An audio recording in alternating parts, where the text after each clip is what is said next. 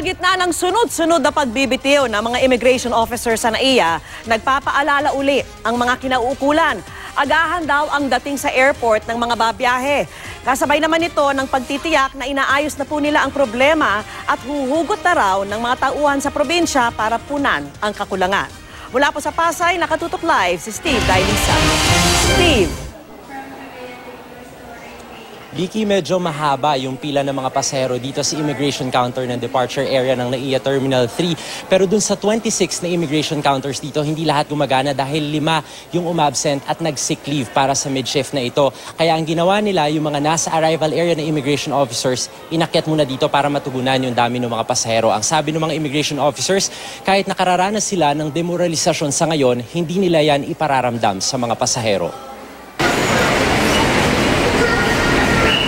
Maaga pa may pila na ng mga pasahero sa lahat ng gate ng Terminal 3. Mabigat din ang daloy ng sasakyan papasok sa airport. Lahat naman ng counters na inabutan namin bukas kaninang umaga, kaya tuloy ang trabaho ng immigration officers. Sa NAIA Terminal 1, isa lang daw ang naka-sick leave. Puno ang mga counter. Sa Terminal 3, pinaghahandaan ng mga pasahero pati pila sa departure ng immigration counters. Inagahan na lang. Mga 12, nandito na siguro.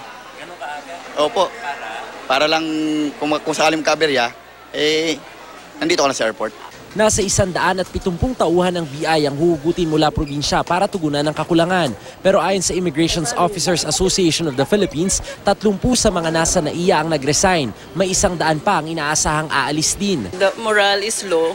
Na-hurt naman kami ng Cotido. Kasi of all people, bakit hindi niya alam na mga permanent and regular employees kami, di ba? Somebody must be feeding him wrong info.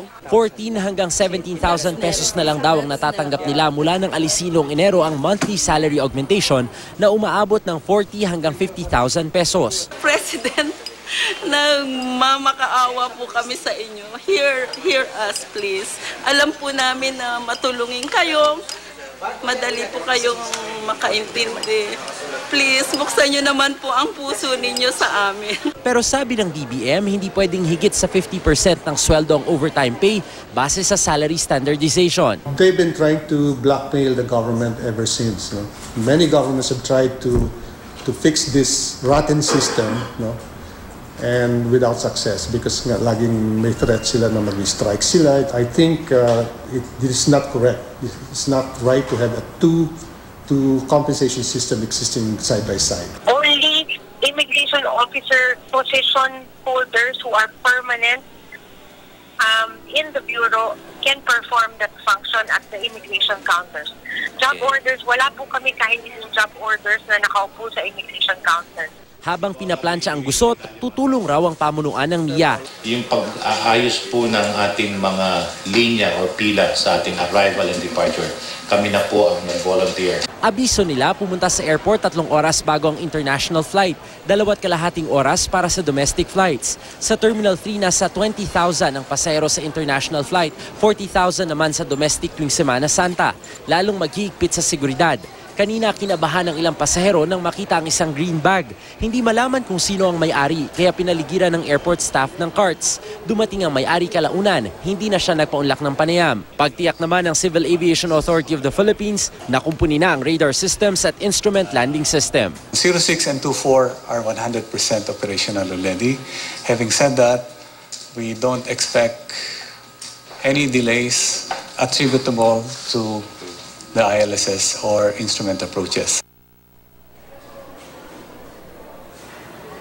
Vicky, sakali raw na maparalisa yung mga immigration counters, may Plan B si Budget Secretary Diokno at yan ay yung i-deploy yung mga military personnel. Samantala dun sa mga kapuso naman natin na pupunta sa airport, may isa-set up po na help desk yung pamunuan ng MIA mula Lunes Santo hanggang Easter Sunday. Maaari din po kayong tumawag sa MIA hotline 877-1111 o kumonek dun sa kanilang mga social media accounts. Yan muna ang latest mula pa rin dito sa NAIA Terminal 3. Balik sa'yo, Vicky. Maraming salamat sa iyo, Steve Dailisan.